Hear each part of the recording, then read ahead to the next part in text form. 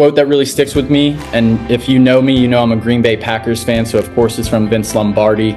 It's winners never quit and quitters never win. If you are a business owner, it's not easy. It's never going to be easy, so you can't ever give up. That definitely holds a lot of weight with me. All right, good morning. Happy Thursday, everybody. I'm really excited for today's guest speaker with Momentum Realty, Scott Babbitt, who is just an absolute awesome guy who's gone through a journey that he's going to be sharing with us today that is absolutely inspirational. Know your role, 7-figure wholesale business in 1 year. Scott, welcome, and thank you for being on the call today. Thanks for having me, and thanks everybody that's here for showing up. I appreciate you guys coming here. I want to discuss today kind of my whole journey, and that's my personal journey. You know, there's a lot that I went through in my life to where we are today. As you can see, I own Atlas Home Buyers. Started that in May of 23 is when we established the LLC, and we were throwing mud at the wall at that point. And a quote that really sticks with me, and if you know me, you know I'm a Green Bay Packers fan, so of course it's from Vince Lombardi. It's winners never quit and quitters never win. If you are a business owner, it's not easy. It's never going to be easy, so you can't ever give up. So that definitely holds a lot of weight with me. So let's begin. And just for the audience to know, Scott's going to go through his story, and then I'll ask some questions, and then at the end we'll have time for a little bit of Q&A at the end, just so the audience knows the framework. So thanks, Scott. Yeah, my pleasure. So getting started in real estate. When I first started in real estate, I actually had no plan of getting into real estate, went right out of college, got my license because I actually lost a job opportunity that I expected to go into in construction management. From there, I started with a large team that many of you know here in North Florida, very successful team, but they run their business in a certain way. Now, I'm grateful that I started there. You know, I learned a lot about real estate. It was a crash course per se of real estate. However, I hit my ceiling within 3 years. I became the top agent there. I was selling, or when I left there, I had 14 active listings and like 16 houses under contract. It was insane. And became the top agent there and just was working myself so hard that I was literally having mental breakdowns and just couldn't take it anymore. And one thing I learned from there, though, is that I was an action taker, and that in any industry, especially a sales-based industry, anyone that takes action and is willing to take risks, calculated risks, they're more than likely going to succeed, or at least have a better chance of succeeding than the person that is got that analysis paralysis and just does not go for it. Now, one thing I can remember and I recall from there, it's kind of funny, was at the end of my second year there, I had made $220,000 in income, and I was 23 years old. And I remember being on the phone with the broker, and he was like, next year, we're going to double it. And I'm thinking to myself, I'm like, I'm working 90 hours a week. How can I possibly double this? And that's when I started questioning the reality of it. Am I willing to put in all this time? Yeah, the money was great, but I had absolutely no lifestyle out of it. I was in the office from 6:30, 7 a.m., sometimes till 10 p.m., just doing constant follow-up. And obviously, I reaped the rewards of that, but there's a trade-off that comes with that. Then that's what brought me to leaving. And let me see how I can go to the next slide. There we go.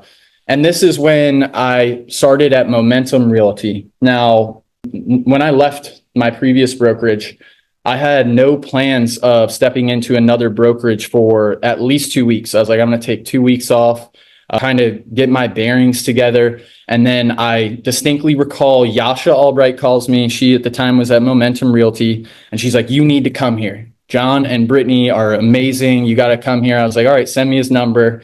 Get on the phone with them, and that day signed up with Momentum Realty because they had opened my eyes to the possibility of running your own business as an agent. And I never thought that was possible. I was 24 years old. I had no clue what I was really doing. With the income I had, the savings I had, they made it a reality for me that I can emulate what I was used to and make the same amount of money with 50% of the work, right? With John and Brittany's leadership, I was able to go leverage my business and actually, I made more than what I had made at my previous brokerage. And at that time, if I'm being honest with you, I think I was working 8 hours a month and I was doubling my money that I was making at the previous brokerage. It didn't feel real, actually. It was insane.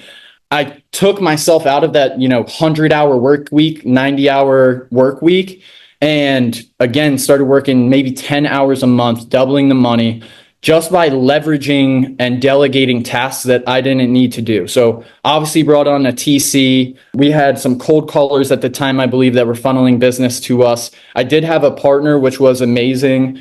But the main thing that saved me so much time at that time in my life was hiring a showing agent, which I didn't even know was possible. And John and Brittany had opened my eyes. I think that year I sold maybe 30, 40 homes, somewhere around there, I want to say. I think I showed maybe 3 houses. And that really, allowed me to take control of my business and live the lifestyle I wanted. But when I say live the lifestyle I wanted, I was living the lifestyle I wanted as far as input and output, but I wasn't necessarily living a healthy lifestyle or doing anything that really took care of myself. And I would come to learn that as well. This is where I think it's super important to address yourself first, because if you want to succeed in business, in relationships, if you're not happy with yourself, it's going to be very hard for other people to be happy with you as well, because you tend to take it out on all aspects of life. And I can distinctly remember at the time, and I'm not afraid to say this because I do think it's part of my testimony. At the time, I was struggling with alcohol, a addiction that no one knew about. And I was still managing a business that was doing, I think that year I did 383,000 in gross commissions. And I was 25 years old. And the first person I actually opened up to, John, believe it or not, was you, Chris Moore, Corey Miller, and Luis at your house. We had that meeting. I broke down and I was like, man, guys, I'm going through it. Like, there's all kinds of stuff going on, and no one judged me. And I'm not going to lie, I didn't change right there on that spot. But that opened up my eyes to being like, what's my potential? I'm doing all this with all these negative things I'm doing in my life as well. Imagine my potential if I rid myself of those negativities. So stop drinking alcohol. As of April, I'm 3 years sober from alcohol. Haven't done 3 years. Stopped smoking a month and a half ago or a month ago. Absolutely amazing. And then tapped into focusing on my mental health. I refused to go to the doctor for the longest time. I'm actually get diagnosed bipolar.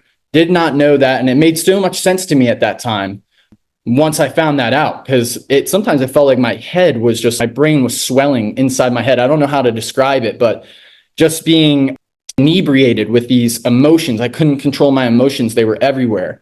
So I go to therapy, go to a psychologist, get on a few medications, and it changed my life.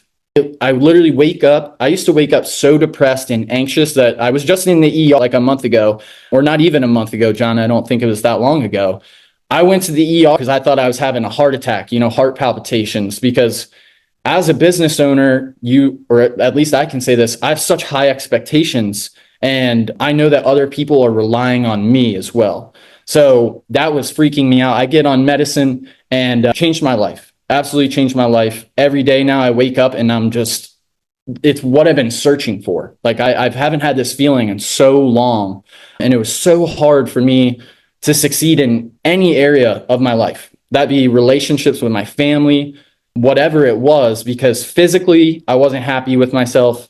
Mentally, I wasn't happy with myself. So how can I expect other people to be happy around me when I was just negative all the time? So that has truly paid so many dividends. And if you're someone that is struggling with that, feel free to reach out to me. There's no judgment. I'd love to help you through that, because it really is a game changer. Now, this is crazy. It's going to blow your mind. This was me before, when I had a addiction. I was doing drugs. I was the most depressed person. I was making a ton of money, but that doesn't make you happy. So this is me before. I don't even recognize that person. It's absolutely insane. And then this is me today. 65 pounds later. I don't even work out. That's strictly from just a healthier lifestyle. And when the physical side comes in and you're happy with your physical appearance, your mental is 10 times higher. It's amazing. Now, as I get into, and sorry, there's something blocking my screen here. We can Hold see on. it on our end. Okay, well, I can't read the top. But at this point in my career, I had flipped a few homes. I was doing really well in retail sales, but I started to realize that my personality was not really meshing with all the emotion in retail sales, which I'm sure many of you understand what I mean by emotion is a lot of these buyers or sellers, it's a big deal to them, right? I would get really irritated when I'm selling $1 million house and at the day before closing, we're arguing over $500 or $1,000. I'm like, what in the grand scheme of things, this is so little money that I don't understand how we're going to blow up all this hard work over it. So I really started to get a bad taste in my mouth and just started to realize that this might not be something I want to do in the long run or as much as I was doing. And at the time I had saved up some money and I wanted to start getting into flipping. And I was actually in Maine at the time. I got presented with a buddy of mine who was a wholesaler. He does really well now. He's like the trailer king in North Florida. He calls me. He's like, hey, I got this deal in West St. Augustine. I'll sell it to you for $100,000. And I was like, okay, I'll take it for 95. Bought it sight unseen, get back from Maine, flipped that house in, I think, 18 days. I put $30,000 into it. So I was in the deal for 125, refinanced out with it appraising at 185, had no money in the deal. Held it for a year, collecting $2,000 a month in rent. I was cash flowing like $1,000 a month, and then sold it almost exactly a year later for $245,000. And I had made like $120K in profit in 12 months. And I was like, this is nuts. I did nothing. Like I didn't have to work that hard for this. I really put in 18 days of work for $120K in a year.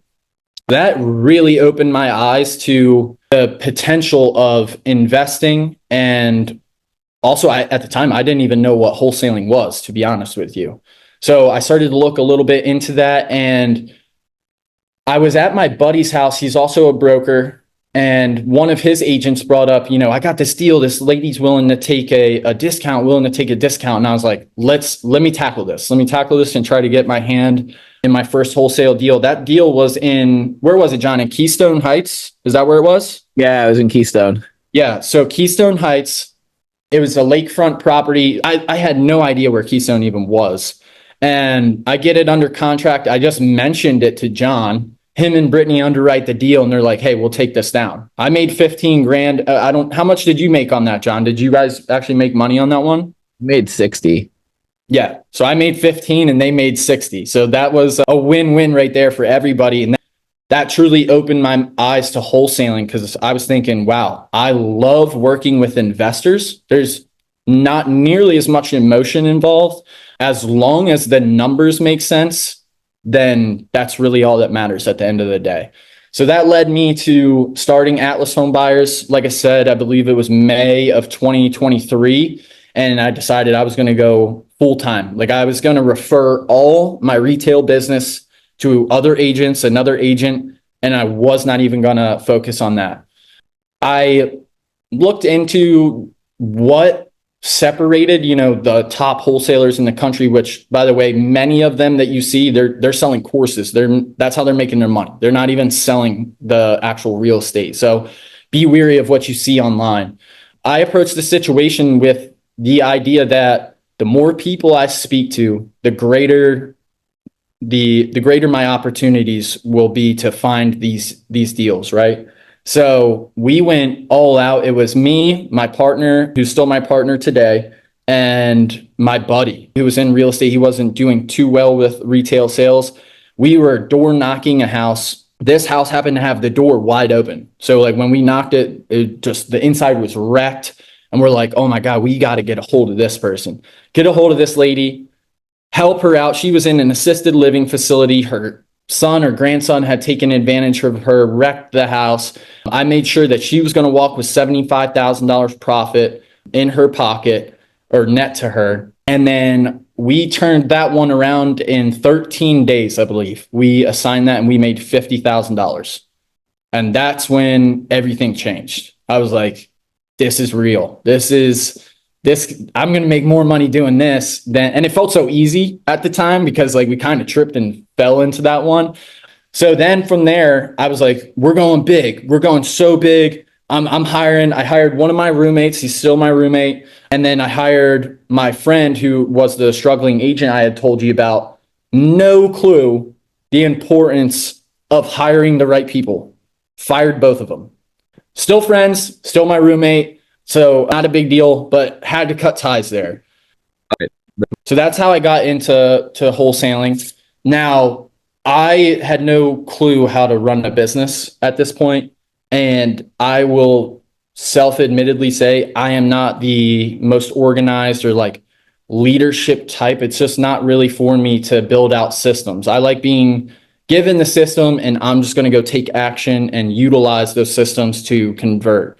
So while I was doing well in that sales role, I knew for this business to succeed, I couldn't do the systems and the operations in the back end. And many people, they can't do it all as much as they would like to say they can. Sometimes you just got to eat your pride and let your ego to the side and let someone else handle the stuff that you aren't an expert in. So I partnered with one of my great friends, probably the most, other than John, honestly, one of the most intelligent and like stoic people I've ever met. And he is an operator and an integrator. Like systems are his thing, data is his thing. So brought him into the business. It was actually a few months like back and forth of me trying to convince him like, hey, come on, there's opportunity here. We can do this. Finally, we run with it. And first thing he does, he separates out departments, so we have like an intake department where lead managers are taking in leads. He starts actually doing all the data for us, which is how we are figuring out which homeowners are distressed and which ones we're approaching. And that changed everything because now my focus could be 100% on converting, not worrying about providing opportunity at the time for me and my other buddy that was working with me. And he was working to systematize the business. So that became, much more structured.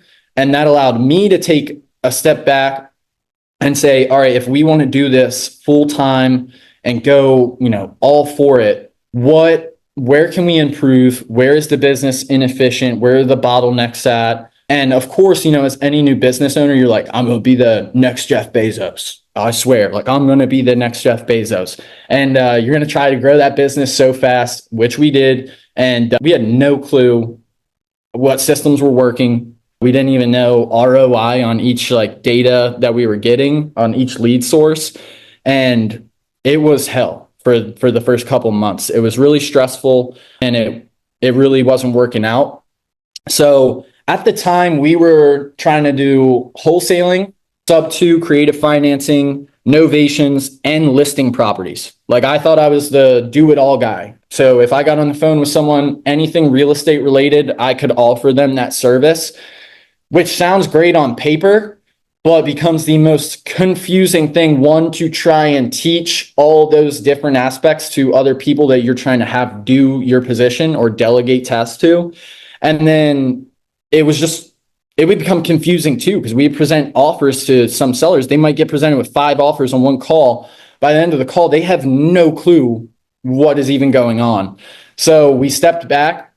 That's where my partner's like, hey, I think we need to simplify things and we're just going to do what we're good at, which at the time was just wholesale. And we always keep that option of listing, if the cash offer doesn't work out, I got my license. I know a ton of agents. We'll send it over to them. They'll take care of you. It's just residual income that, if anything, that's not where we'll make the most money, but it's going to cover our lead source cost. The cost per lead will be free to us essentially at that point on stuff that we would have never converted in the first place. So then we simplified and we were like, we can wholesale and we can novate. They are simple and they're actually fairly the same thing. I mean, it's the same pitch. It's a little bit different on the novation, which at first made no sense to me, but after doing it for a while, it became pretty easy. And now that's actually our most successful route, is by utilizing the MLS and disposing of our deals on the MLS. So if you are running a business, I do stress to you to step back from the business, look at it and say, where can I excel? What am I good at? What will give me the biggest chance to succeed? Because you don't want to overcomplicate things. Now, when we did that, we actually joined a course. It was called REI Game Changers. We joined a course, paid 35 grand for one-on-one coaching from the owner of the company. And at the time we were averaging, I think around 50 to 60,000 in revenue. So we joined his course and he's like, I'm going to have you guys in 6 months doing 6 figures a month. And we were like shocked. And he goes, your sales process sucks. We did systematize everything, but we had no sales process. It was just data comes in, start calling them, start texting them. There was no scripts. It was like, hey, just, start rambling, start talking, keep them on the phone, try to build rapport. We're making offers with really not even knowing how to analyze or underwrite a deal ourselves. So we get into this coaching program and he immediately provides us with a great script, which I'll touch on a few things about that script later on in this presentation on what makes it so different from most investors. Simplified the process to where now it became scalable. So the process was an easy 1, 2, 3 step that we can tell every new hire exactly what to do and what is expected from them. And the goal was ultimately to be able to scale in the future. Now, let's go to the next slide. The next important thing was tracking all your metrics. As a business owner, from the beginning, when I was in retail sales, honestly, I the end of most years, I couldn't even tell you how much money I made until I got my tax return back. Like I didn't track anything. I was just like, I'm doing well. I know I'm in the green. Like there's more coming in than what's going out. I know that. So when we joined that coaching program, they stressed to us, you got to track KPIs because you will not see where the inefficiencies in your business are or where you can improve, or even if someone is just not performing at all, and they're just coasting by, which is not what you want. You want someone that's going to be an action taker, a go-getter. The KPIs are their minimum base standard, but they want to go above and beyond that because they understand anything they do and above and beyond their KPIs is ultimately going to make them more money. So for every department, we utilize a sheet like you guys can see on here. This would have been my acquisition KPI sheet for the month of September. The month of September, I actually stepped into the sales role because I do believe that as much as I'm trying to pull myself out of the business, it's very difficult for me to tell someone what to do if I haven't done it myself. So I stepped into the sales role alongside our other acquisitions person, and I took 30% of the calls that month, converted 53% of my opportunities, did 8 contracts, and I only did 23 days. I think I worked that month. Did 8 contracts at an average of about 20,000 in revenue per contract. And when we started tracking this, it let us see all the inefficiencies. Were we setting appointments with unqualified leads, where they might not even be getting an offer? So your appointment to offer might be down low because these people, you're realizing once you get through the script, they're looking for a retail offer. So then we go back to our lead manager and we say, hey, we need to tweak this or ask a little bit more questions. If they give you a price, let's say that's below the Zestimate, which immediately we're looking for off the bat, even though, don't judge me, I know those estimates aren't accurate, but it's just a good, really quick analytical thing. If it was below this estimate, we're asking them, okay, is that price negotiable? If they're saying yes to that, then I'm confident enough once we get them on the phone and run them through our process, we will be able to convert them. At the very least, we should be able to get their business for a listing, which, like I said, is just it's gonna defer some of the costs that we had on obtaining the leads and driving the data. So then converting at a high level. So many people that get into the wholesale game, and I was a victim of this myself, with the mindset of thinking that the more people you talk to, the more offers you make, the more deals you're going to get, right? It just makes sense to you on paper. So I would be calling, say, 100 people a day. and I was making everyone an offer. I was in the first 5 minutes. I was like, I'll give you 75% minus repairs, right? I was like, I'll give you sometimes 63 cents on the dollar for your house. And I would just throw that out before even hearing these people out. What's their story? Now, while that is a good metric to go by, the more people you do talk to, the more deals you're going to get. That is true. There's a certain aspect of building rapport that is going to boost your business. And I just realized that we weren't building any rapport. I think I said this earlier. We were literally throwing mud at the wall and hoping whatever sticks. Oh my God, that's great. And it was working with the people that were in the most distressed situations you can imagine. But the people that might have been a little distressed and now looking back on are still huge opportunities. We are missing out on every single deal. So we joined that coaching, like I said, with REI Game Changers. They introduced us to a 15-page script. This 15-page script changes everything. Every phone call now that I have with a qualified lead is about an hour long. And I'm telling them at the end of this call, I'm like, hey, you've been on the phone with me for an hour now. And they're like, no other investors spent the time to hear me out and see what my story is. Because at the end of the day, a lot of the times people, they're in these distressed situations, they're not necessarily money motivated. Now, they might want a certain amount. However, they have an underlying reason that's pushing them to have to sell or to have to get that money. And through this script, we are digging in. And a lot of the times we'll get on the phone with someone. We'll know they have a foreclosure. They're not going to tell us. They're not going to tell us. By 30 minutes in the conversation, I know they had a foreclosure. They inherited the house.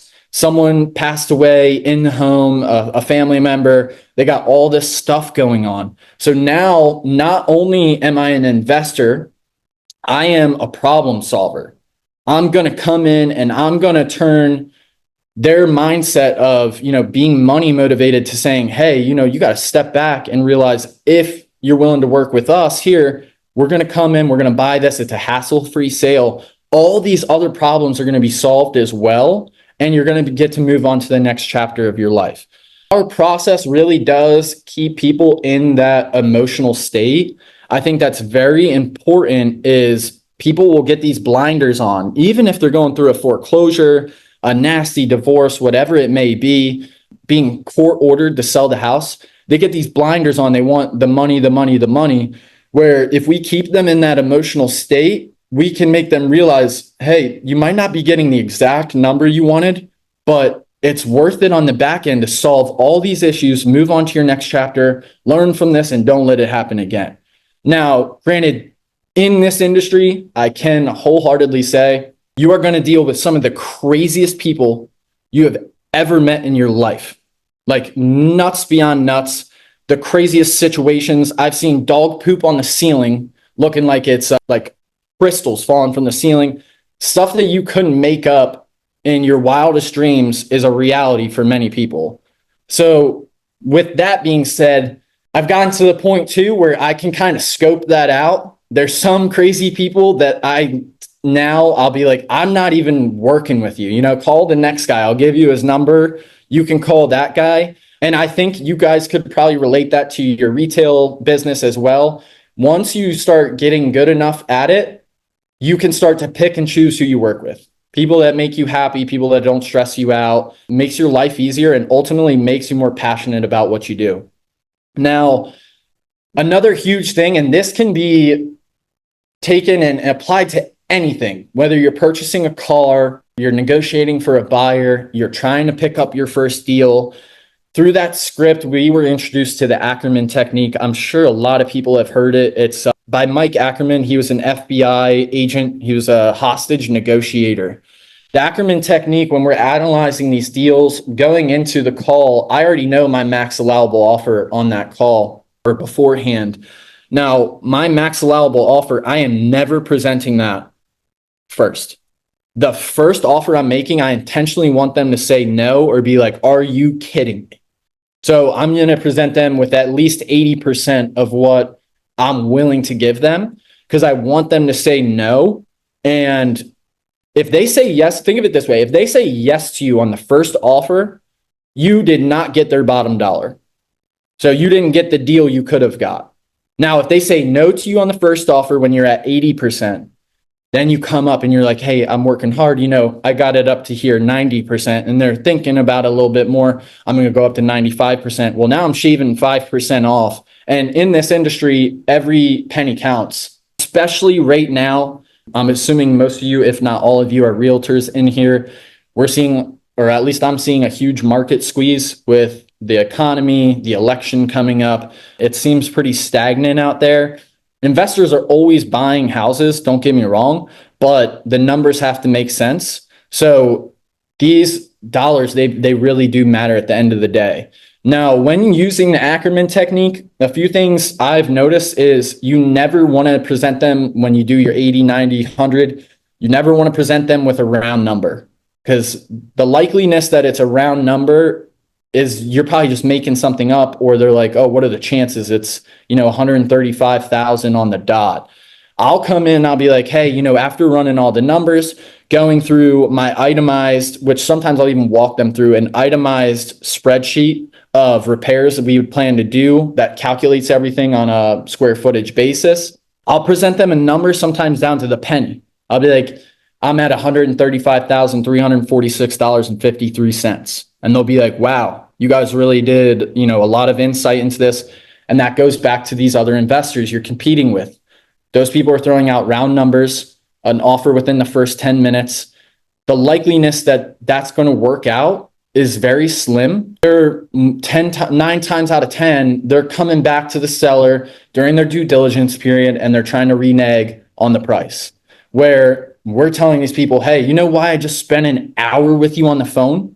Is so that we can avoid that and you can move on to the next chapter of your life. And you don't have to worry about me coming back to you and asking for 20 grand off, 10 days before you expected to close.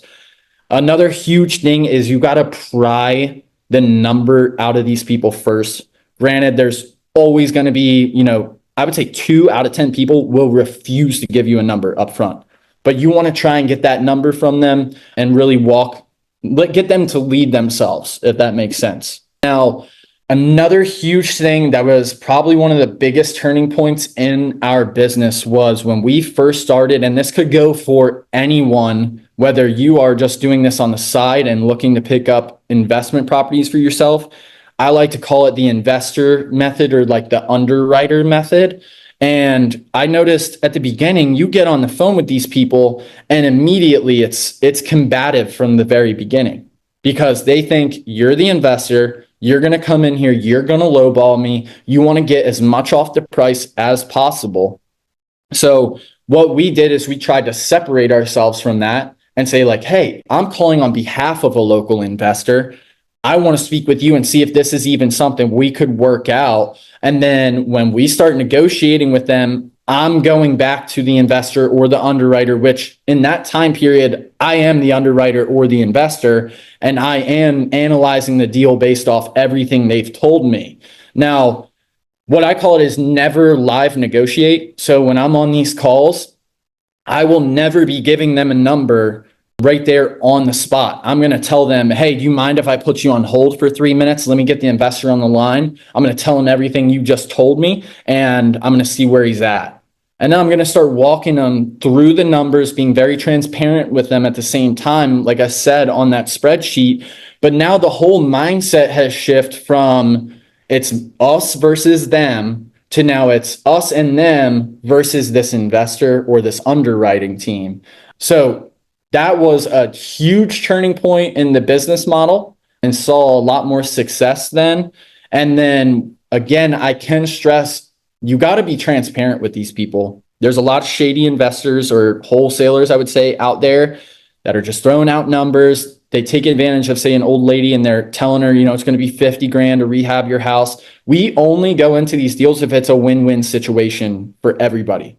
There has yet to be a seller that has lost money with us when we buy off them. Now, we stress from the beginning the transparency at the beginning, and that really pushes these people to work with us, because they're saying, if you're willing to give me all these details, how can I argue with you? When I'm walking it through them, I'm going over comps with them, and I'm like, so you agree with me the house is worth $350,000 after I fix it up? They say yes.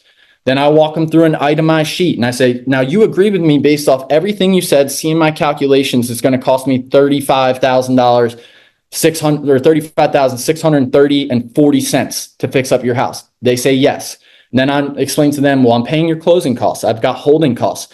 There's all these other fees that no one thinks about. So you see how I arrived at that price. And they have that aha moment that I was never having before when I was like, hey, I'll give you 65 cents for your house, like 65 cents on the dollar for your house. So that was huge. And that would be a tip I would give to anyone, whether you're just looking to pick up an investment property or if you're looking to get into wholesaling yourself. Now, systematizing the business, obviously you can implement that into anything. If you run a real estate team, if it's just you and a transaction coordinator, you need to have standard operating procedures. Everyone, every role should know what they're doing, from your admin to your salespeople. They should know what they're doing the second they come in that office. With our guys in our lead manager role, they're coming in 9 a.m. The first thing they're doing is hitting any new leads that had come in overnight. Then they're going to go through, if you use Boomtown, they would go through like their qualified leads, which we just haven't gotten a hold of yet. They're going to triple dial those people. They're going to text them off their personal cell phone. They're just going to try to wake them up and get a conversation started with them. Then they'll go through their to-dos for the day and then repeat back on the quals and just hammer those qualified leads that we have yet to get a hold of. And then that even goes for our admins. Our admins know their exact job. We have videos that we've recorded on Loom so that anytime we hire someone, we can share the video with them. They know exactly what they have to do. And this just makes sure that we're working properly. And if we do have any issues, we know what to change and reevaluate. Now, I'll be honest with you. As a business owner, you probably know it's always changing. And you're trying to perfect the process, but is there even a perfect process? I don't think so. There's always going to need to be tweaks, especially when you're in sales and real estate with market changes and volatility and just seeing how investors are moving in the market. That's subject to change, but you want to do your best to make it easy on your employees to come in, know what their goal is for the day, know what direction to go in, and know exactly what we need to happen so that we can convert at a high level. Now, this is huge, and this will touch back on what I said earlier about hiring my roommate, hiring one of my best friends at the time. Like, that was just easy. They were low-hanging fruit. They were there. I didn't really have to do an interview process. They had some real estate experience. It was great. At the time, it made a lot of sense. But once we started implementing the KPIs and seeing the metrics, I was like, I don't know that they're necessarily built for this role. Because come to realize on the wholesale side of things, being these negotiations that you're doing, and especially when you're utilizing the Ackerman technique, some people get very, very uncomfortable giving someone an 80% of their maximum allowable offer. They're very uncomfortable with it. We did some research. We actually ended up, thanks to our business coach, the predictive index is what we use anytime we hire someone. And I will give you guys access to this, and I stress everyone to fill this out because it will show you, it takes 5-10 minutes. It will show you your own strengths, weaknesses, like things that you can leverage from your personality to succeed or convert on a higher level in your sales business. For like closers or acquisitions people, they have to have some tough conversations sometimes with people. And again, they are going to be using that Ackerman technique, and many people don't want to do it. So you need to have someone that doesn't necessarily care what other people think about them to some extent. If you take a look at my index here, my A, which your A will be your assertiveness. My A is 2 sigmas high. That's very high on the PI chart. That means that I'm going to take control of the conversation. I'm going to lead the conversation. And when I enter the conversation, I know my end goal, where I want to be by the end of that conversation. Now, that doesn't mean I don't build rapport with people. I know my script. Once they bring up something that's relevant, I'll go off script and I'll build that rapport with them, but I'm bringing them right back on script and I'm going towards the end goal I entered this conversation with.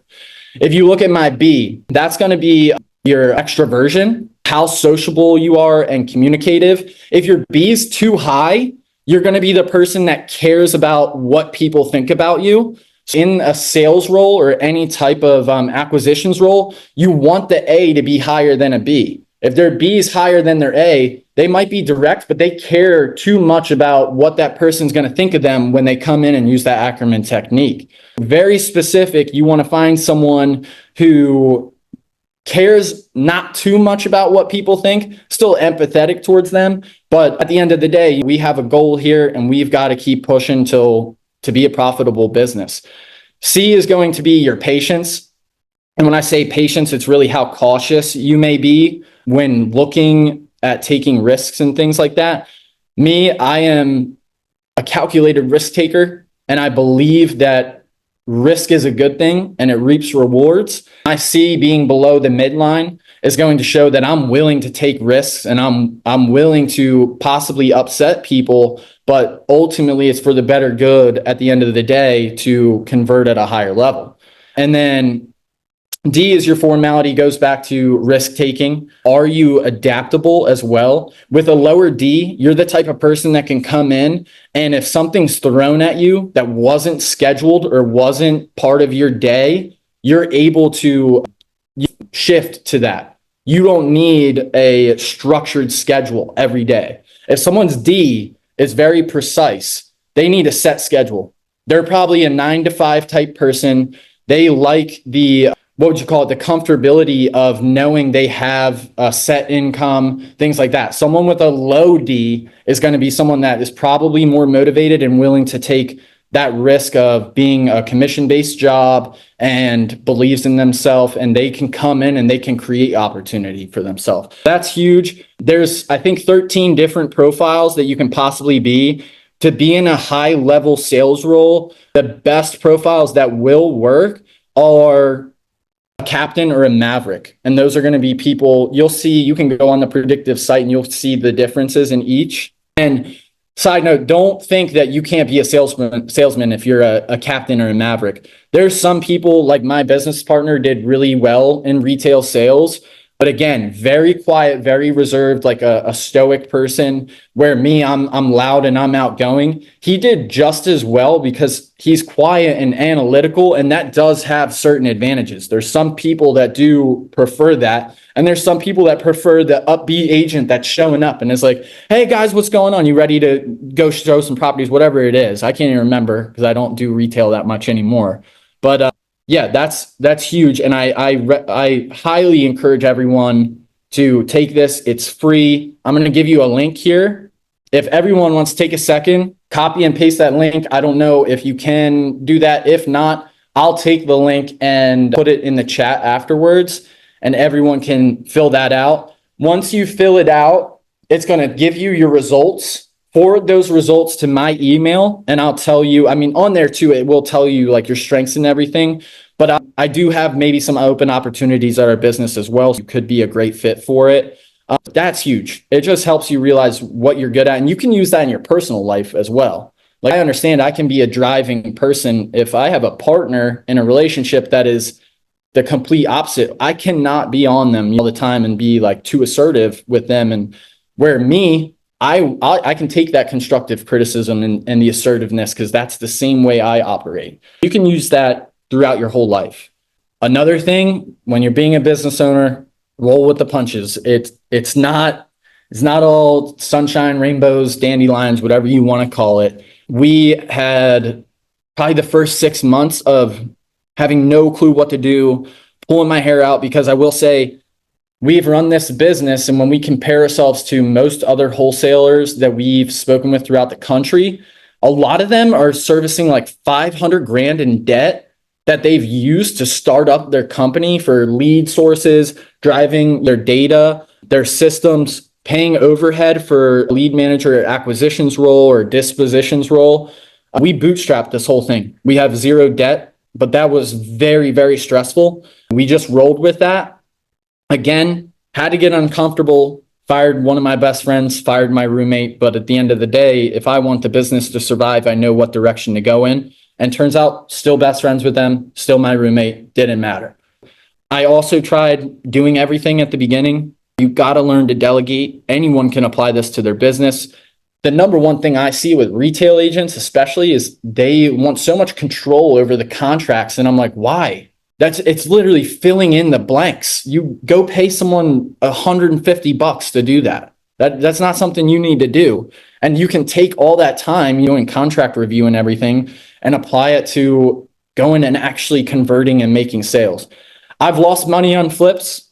I thought there was one flip we did in Interlaken recently, and we took it down. And about a week before closing, I was like, I think we're overpaying for this place. The market kind of got soft out there. I think we're overpaying for this place, not by much. It's going to be really close. But that seller was in a tight position. I was like, I'm not going to back out on her. I'm just going to close it. And if I lose $5,000, I lose $5,000. We made money on the upfront, but once we actually JV'd with someone on it. Once we split the JV, I think we lost $1,500, and that hurt. No one likes taking a loss. It's not necessarily a good thing. It's more of an ego punch for me than anything, because I think I'm so good at what I do that I shouldn't be taking losses, but you will take losses. It's a numbers game. If you're doing it long enough, you're going to lose. It's like I said at the beginning, winners never quit, quitters never win. You just got to put it behind you and move on to the next. So many times as a business owner, at least in my role, I felt like an absolute failure. And I think that's because I'm being such an action taker and such a go-getter that I hold myself to this certain standard. But you have to realize business does not follow your mental. Business is going to be hopefully on the up and up, but it's going to be a slow, and you're going to take a little dip here, and you're going to run into some roadblocks and some hurdles that you have to get over. Just understand that's natural. And if you keep pushing through it, you have a clear set vision, you have a clear set goal, you systematize everything, you leverage and delegate in the right positions. At the end of the day, you will succeed. And then this is where we're headed now. Right now, we operate in North Florida, and so that's when I say North Florida, we're from basically Daytona, Volusia, Flagler, Putnam County, Clay, Nassau, St. John's, Duval, really the North Florida area, which is actually a very, very competitive area in this industry. All of our sales are done virtually. Very rarely are we meeting any sellers or going out to the house. We send photographers and mobile notaries everywhere, and then everything is e-signed through Yacht Loop or DocuSign, and then we don't even show up to closing. Again, we're flipping contracts most of the time. So everything we do is virtual, which really gives us the ability to expand, whether we want to go nationwide or we want to tap into other markets here in Florida. That was part of building out our business model. Now, we do have an in-office team. When I say that we're virtual, many wholesale teams, they are virtual using like Philippine VAs as their lead managers. We're not that virtual. We do believe in office culture, and there's something about that one, it makes communication easier, but two, it gets you fired up, I think. Next is going into the ultimate end goal of buying and holding, which we are doing. We do have a few rentals right now, and through wholesale, we get access to, I would say, the best deals that you can possibly find other than inheriting a property. That's probably the best deal out there. So we've purchased several rentals, and we're really looking to start tapping into outside markets where you might be able to hit the 1% rule or whatever it is.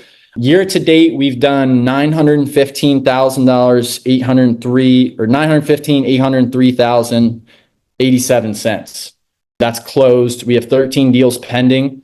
I actually wrote this morning. I sent out 3 more offers this morning. So we have 9 offers out for signature. And next year, I hope to eclipse 2.5 million in revenue. And we sit at about a 35 to 40% profit margin. So that would put me at right around $1 million in my pocket. And that's all I got for you guys. That was awesome, Scott. Thank you so much. Thanks for pouring in and sharing and being transparent. And just really proud of you, dude. This is just unbelievable. And you should be proud of yourself. So thank you for sharing. And I'd like to open up the floor to the group and see if you have any questions. You can just unmute yourself or raise your hand, and Scott can hang around for the next 10, 15 minutes and answer any questions you might have. Yep. Hey, Scott. Yes. Are you doing like a step-by-step process with them, like not all on one call anymore? Like, as I know you said you do an hour call, but do you normally do like a setter call to just qualify them first before it gets to that?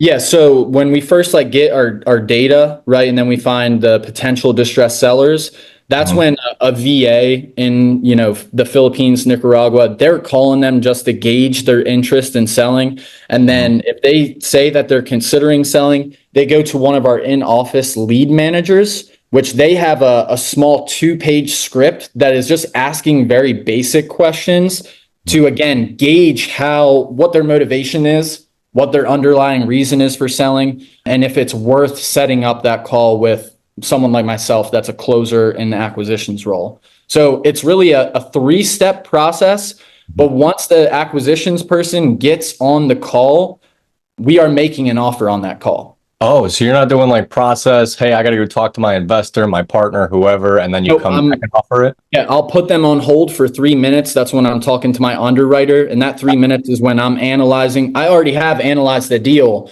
but now I've got the details, what work needs to be done to the house. And I'm just adjusting my numbers based on that. Yeah. Now I would say right now we're converting on that first acquisitions call. In September, I converted 54% of them on the first call. So that's not the norm. I think this month I'm sitting at 26.3%, but most of them are going to be made, in the follow-up of within the next 48 hours of making that offer. Right. Okay. That makes sense. For VAs, I don't know if you've heard it, but I've heard it before. There's a really good company out in Egypt. They have good English, so I know a lot of those companies. When I worked with a wholesaler for a while, we had a Philippines VA, and just the accent really deterred some sellers away. Yeah. I don't know if you have that issue. We switched to Call Geeks if anyone is looking, and we have some of their recordings. Obviously, we get the recordings. They're not that bad. There's a very few in there. Like we had a few that were Indian, and you could really tell. But we have the ability to tell them, like, hey, we don't want this guy calling for us anymore. Gotcha. So that's nice. Awesome. You can kind of pick and choose them. Awesome. Cool, man. Yeah, I'm glad things are working out for you. You're killing it. Thanks for the information. Thanks. Thanks, Chance, for the question. Do we have any other questions from the group for Scott? Hey, Scott, this is Chris. What's your work schedule like, man? How many hours per week? What are you putting in, and what do you do to relax? Yeah, I don't really do anything anymore because I'm honestly, I love working. And it keeps me distracted being on my sobriety journey. It really does keep me distracted. So it's ultimately a really good thing for me. And recently I have stepped back into the sales role because, again, I want to make sure I perfect that process, because as we're hiring a new acquisitions person, I want to be able to hand it off to them. So for the month of starting yesterday, actually, for the next 30 days, I'm going to be taking all sales calls so that I perfect that process. And so my schedule now, I show up to the office at 8 a.m. I have typically 5 to 7 booked appointments on my calendar. So those 1-hour calls, 30 minutes to 1 hour a day. And then in the meantime, in between those, I'm doing my follow-up and trying to self-set appointments too with the qualified leads that we haven't been able to get a hold of. So I'd say my schedule day to day right now is 9 to 5 for the most part, but there's some days I'll get done at 3:30, and I don't work on the weekends. So what would that be? How long is 9 to 5? An 8-hour day? So 40 hours a week right now. Thanks. Yeah. So so it's definitely a better transition than you're doing at your previous real estate job. Yeah. Calls in. And granted, that's 40 hours a week while I'm in the closing spot. Like it wasn't really like that before, where I was doing more of the managerial work and being a sales manager. But part of me didn't doing that. Like I can be a leader, but I know I'm not the greatest leader in being a sales manager. And I do like closing deals. Like it just gets me fired up. So I'm always going to want to be somewhat involved in that process. And I love being in the office with my guys. It's fun. I appreciate it, man. And definitely sounds like the confidence I hear in your voice is so much better than a few years ago. Yeah, so thank you. Know you made a huge transition, man. Sounds awesome. I appreciate you. Hey, Scott, it's Alicia. Can you talk about what Novate is? Yeah, so Novation is essentially where you are swapping a contract with like another contract or replacing it. You'll have like your A to B contract with the seller, and then you're pre-marketing it and going out and essentially finding more of a retail buyer and you're replacing that contract with another contract. And when I say novate, we might do it a little different than a true novation. We just get them to sign an attorney in fact, and that allows us to dispo the deals on the MLS. So we'll attract a lot more attention. We get the property in front of a lot more people because there are agents out there that do represent investors, right? And they might be the ones looking for the investors day to day on the hot sheet. So now we've perfected our process where almost every deal we get, we'll shoot out to our buyers list, but at the same time, it's being marketed well under market value on the MLS, which is great.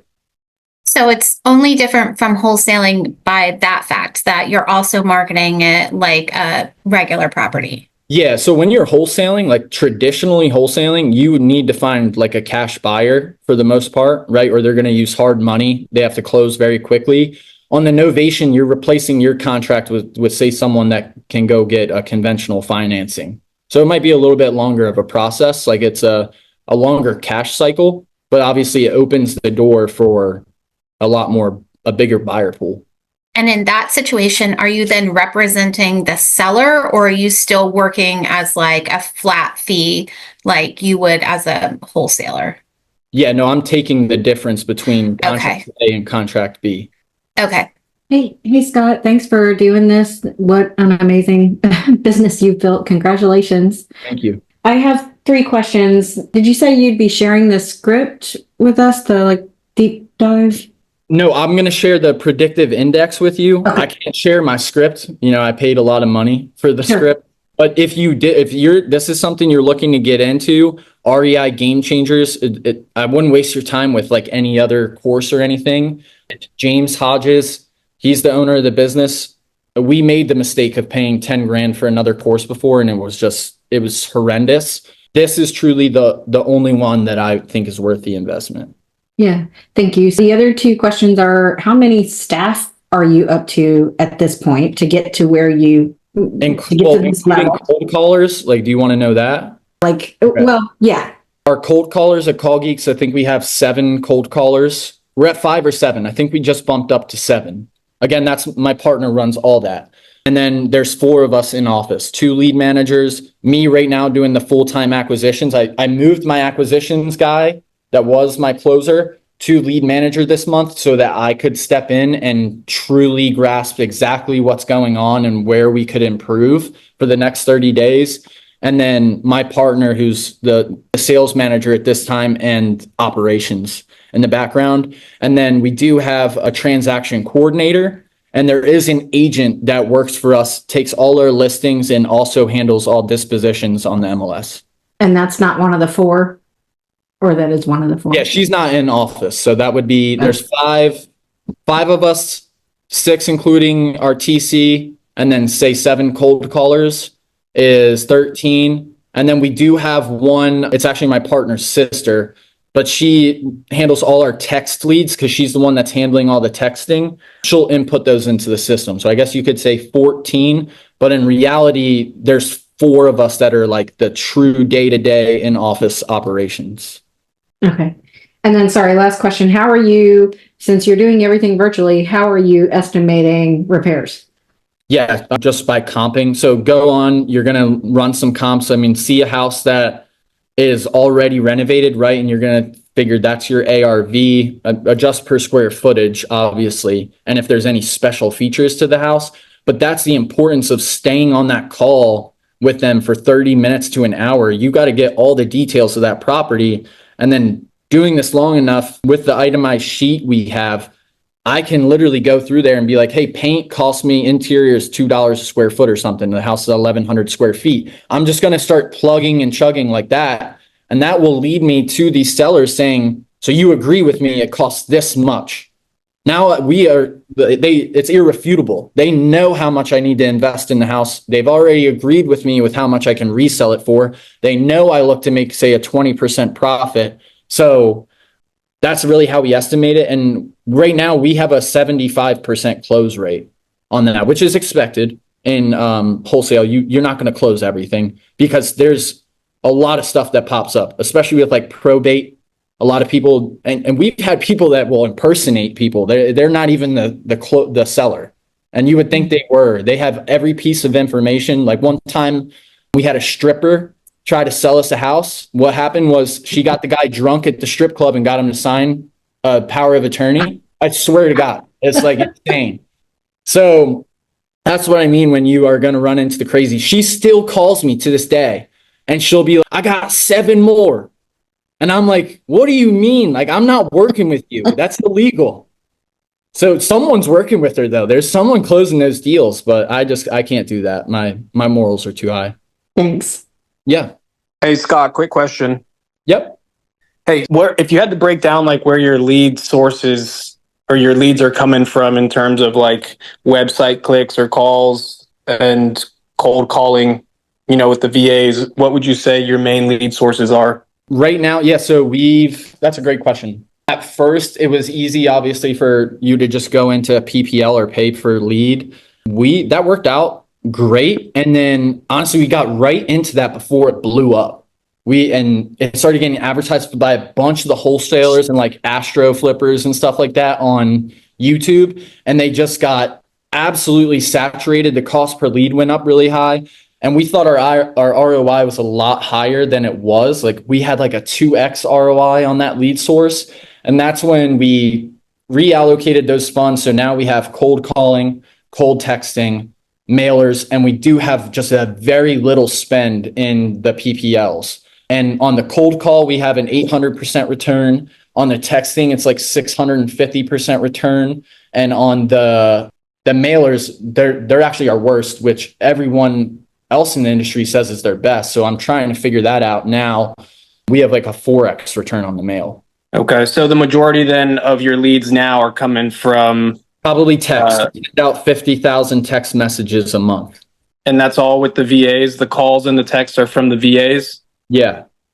Okay. Thanks. Yep. Hey, Scott, real quick. I don't know if you know Mike Fader. Do you know him? It sounds familiar. Yeah, he does a lot of business within like the Yellowbird community. But that's where I'll see him. I'm on Yellowbird like every day.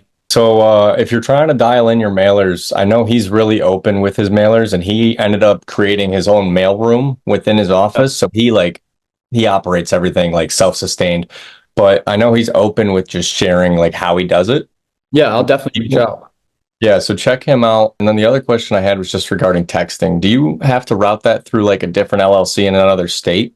No, there's a ton of different texting platforms. And that's like the scary part with texting is at any time it could be shut down. Like we had a point where they shut it down for a month because all the carriers were, they were dealing with new balls or whatever it may be on spam texting and things like that. You also you can't use certain keywords in the text. Like the carriers will block it. They have to sound dumb. It's bad. Yeah. As great as texting is, it's, I guess it could be shut down any day. So cold calling is where we make the largest return, and cold calling is very scalable too. Yeah. Is that from like a data source like DataFlick or something like that? That would be a great question. That's more of my partner. He does all the data, but I think it ranges from everything from public county records, whether it be, list pendants that got filed, things like that. I don't know the exact site that he might be using or which company. But it's like analytical, right? They're like scaling through and seeing who would be the most likely. Correct. They'll like data stack and stuff. Yeah. Right. Okay. Awesome. So if someone's got a foreclosure, they're tax delinquent, and they just got divorced, like that's going to be the hottest lead, Right. That makes sense. Awesome. Thanks, man. Yeah. Check out Mike for sure. He'll hopefully help you. Yeah, I will. Thank you. Yeah, thanks for the question, Chance. And just some clarification here. When you are making cold calls and sending out text messages, you are not doing that on behalf of Momentum Realty through your affiliated license. You're doing it through your personal business, and you're not representing Momentum Realty in those interactions. So just to be clear on everybody, Momentum Realty is not do wholesaling. You're not authorized to make cold calls on the behalf to purchase properties. Yeah, we never even mentioned Momentum. I mean, my partner, he has had his own brokerage as well. So that was kind of the risk he took on with himself. Yep. Okay, cool. Thanks, Chance. Any last one question? Hop off here. Yeah, so Scott, if I'm trying to do my business with flip stuff, but if someone was new and wanted to start out, what would be the first thing we need to do today to start getting the Atlas system in place? Like if I got like $1,000 in my pocket, what am I doing? Well, the first thing I did, honestly, was I went on batch leads and I just cold called as many people as I could. Looking back on it, if you had no money, you go door knock. You go to the county records, pull the most recent list pendants, and go door knock those people. I do very few door knocks anymore, but the last time I did it, I knocked 4 doors and got 2 contracts on foreclosures. All right. I mean, that's what I do now. So, but I just want to make sure some people know, like, because other people listen to your presentation and you just did a great job presenting. It's like, man, but how do I get to Scott's level? And no one knows where to start. Yeah. And that's, once you start getting your first deals under your belt, you just start allocating the money to where it's less like sweat equity that's needed, obviously. That's right. Yeah, I think it starts with prospecting in the beginning, get some funds, and then you can allocate some to marketing. So, yeah. Scott, thank you. This has been a tremendous value. Your story is inspirational. You're just an incredible person, and really proud of what you've been able to overcome and build. So, thank you for spending the time. It shows, and you did a lot of work on putting this presentation together. So, just a big round of applause from the audience here. Thank you, guys. And a lot of thumbs up and great value here. So if you want to get in touch with Scott, how do they get in touch with you from here if they want to learn about your team or apply or anything like that? What's the next step? Let me put my email in the chat real quick. Okay. Scott at Atlas Offers. So grab that. We'll post it in the Facebook page as well. Inside. I think I sent this to Luke. My bad. It's all good. We'll post all of this in the Facebook group. You guys will be able to watch this recording. So thank you again, Scott. We'll be in touch, and everybody have an awesome day. We do have a meetup on Saturday. So it's the Jack's RIA event. Me and Brittany will both be there. And if you show up, we have swag for you. So just a heads up, you will get some Momentum swag by showing up there as just a little bonus. And we look forward to catching up with you guys in person. So thanks again, and we'll talk soon. Awesome. See you guys.